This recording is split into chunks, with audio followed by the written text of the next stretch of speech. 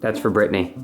Yeah. It's a new selfie mirror. And we're just trying to decide, do we want to keep it there? Because we actually just got our first Christmas tree. And yes, we do the fake tree thing because a real tree would make an absolute mess on this carpet, the pine needles everywhere, the water. So we have a 7.5-foot fake tree, which we're going to put up on Friday, the day after Thanksgiving, and that's gonna go here. Yeah, we'll hang it and then put the tree in front of it. Yeah, and then it'll reflect, it'll look so pretty with the lights. So pretty, perfect. Yeah. Love it. Show us your best selfie pose for the mirror. Come on, what do you got? Pajamas still. What do you got? Stick your ass out and then... How skinny can I make myself look from this angle while making my ass look as big as possible, right? And then making a pre-workout, and I wanted to show you guys something real quick. So this is what I'm actually going to be making. You've probably seen my man Travis do this a million times. So you make a flavored milk and then you just pour it over the cereal. Now I just want to show you guys the difference in cereals and why a cereal like this is awesome if you're on lower calories or you really want to get in that volume. So one serving of the puffed wheat is 17 grams and you're looking at 60 calories, 13 carbs, 2 fiber, and 3 protein. Now you got Reese's Puffs for 29 grams are 120 calories, 3 fat, 22 carb, and 2 protein. So this is almost double that. Not exactly, but 17 grams, 29 grams. So I want to show you what one serving of Reese's Puffs looks like. So that's 29 grams worth of Reese's Puffs. That's 120 calories. Now let's do 29 grams worth of puffed wheat cereal. So that's 29 grams worth of puffed wheat. You can see it's just about at the top of the bowl, whereas the Reese's Puffs are around half the bowl. So you do get a lot more for your calories if you go with a cereal like this. Obviously, it's not going to taste as good, but you can alter that by doing something like making a flavor type of milk. I think because now I smell the peanut butter from the Reese's Puffs, I'm going to use chocolate peanut butter. And just a heads up, guys, this is the week of Black Friday. You guys know everyone's running crazy sales all week long. My Protein is running tons of sales on different things from pre-workouts to protein powders to creatine to clothing. So I will always link that stuff in the description box of the videos below. After I pour in this milk right here, is only about 230 calories. And I had to transfer this to a mixing bowl because it's pretty big. So you can get away with doing like 4 servings of this, having a huge bowl of it, still for under 350 calories. So again, for those of you on lower macros, definitely give this a shot.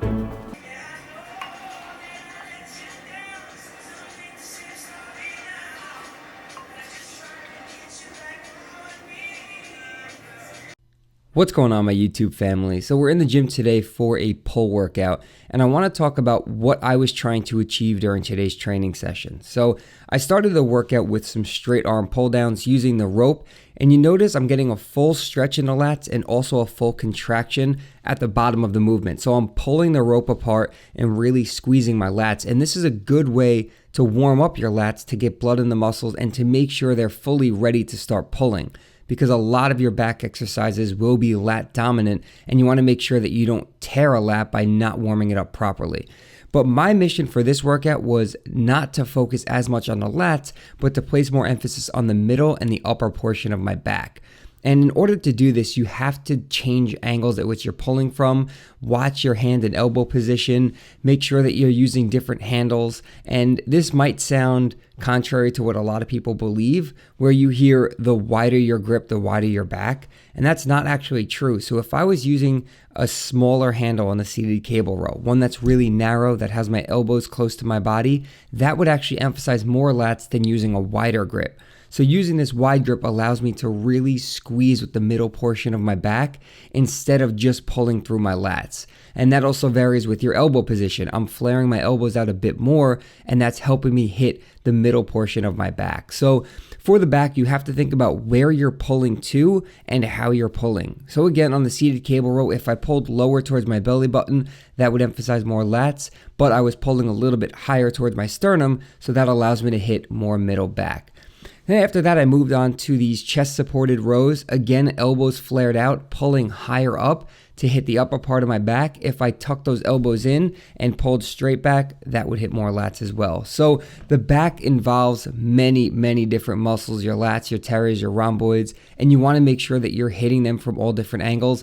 And not only that, but you want to make sure that you're feeling the muscle that you're trying to hit work. And I hear a lot of people say, I can't get a lat contraction, I can't feel my rear delts work, I can't squeeze the middle portion of my back, and oftentimes that's due to using a weight that you can't control properly. So that's one thing, it's very easy to ego pull with the back, doing those heavy barbell rows, heavy T-bar rows, dumbbell rows, even these hammer strength machines here. It's not hard to load up these machines with 3 and 4 plates and to just rock back and forth and pull as much as possible. But if you're not feeling that muscle work, you have to take a look at your form and your technique and maybe drop the weight a little bit, because the back, as bro as this might sound, you need to get that mind to muscle connection and you need to squeeze the muscles to make sure that they are firing. And this goes for all exercises, whether it be biceps or chest, but the back involves so many different muscles. If you want complete back development, which I'm still working on, you need to really focus on your training. So that's my little tip there for back training. After that, I hit a few bicep exercises. These are just spider curls. And another thing I want to mention with back exercises or any exercise in general, there is no one size fits all approach. Everyone is going to respond differently to different exercises based on your leverages, your biomechanics. So where a barbell row might feel really comfortable for someone else, they just might not be able to get the form down properly. Or a one-arm dumbbell row, if they're pulling with the one arm at a time and they don't feel their lat working and they've tried different angles, there are other options, such as a one-arm cable row. You could do landmine rows. So always try different things with your training. Use different variations. See what allows you to actually fully stretch and contract the muscle while progressively overloading. So you do want to get stronger at the movement, but you want to choose the movement that works best for you. So I'm done talking. I'm going to shut up now. The training footage has come to an end. Thank you guys as always for watching. I hope you enjoyed those few tips and enjoy the rest of the video as well. This is going to be a grand opening. All right, so picking up a Nike basketball so I could smoke Connor. Smoke Connor in basketball. No, he plays. He actually plays. Is it a league? Or just like pickup? Pickup, please. He plays pickup like every week. I don't. I'm not very good at basketball, but we need a new ball anyway. We're gonna go shoot around, so that's what we doing.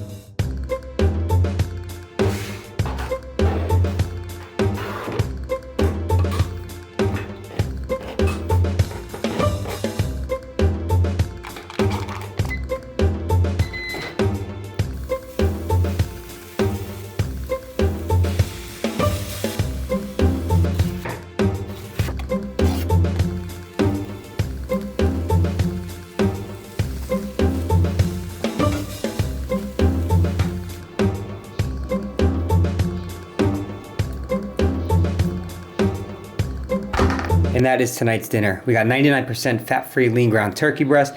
We got some white rice, some black beans, some jalapenos, some avocado, the Rotel diced tomatoes and green chilies, a little bit of sour cream, a little bit of sriracha for some more heat, and shredded lettuce. So one of my favorite things about this meal right here is it can fit anyone's macros. For those of you who are on lower carbs, go ahead and maybe leave the rice out and keep the black beans in so you're getting some extra fiber and protein. Or if you really don't like black beans or beans at all, you can leave the beans out completely and just do a big burrito bowl and use a lot of shredded lettuce. So very, very, very low in calories. And then you can add the other stuff like your protein of choice, so maybe chicken breast, maybe steak. Avocado is a great source of healthy fats, so if you need to get your fats up a little bit. And then other stuff for flavor. So I did the diced tomatoes, green chilies, jalapenos. I used fat-free sour cream, which is fine. You could substitute that with Greek yogurt to get your protein a bit higher. So a bowl like this can fit anyone's macros, regardless of whether you're cutting or bulking. Do that yourself. It's very easy to cook. You don't have to be a chef to make something like this and make food taste good. I'm done talking. You got this!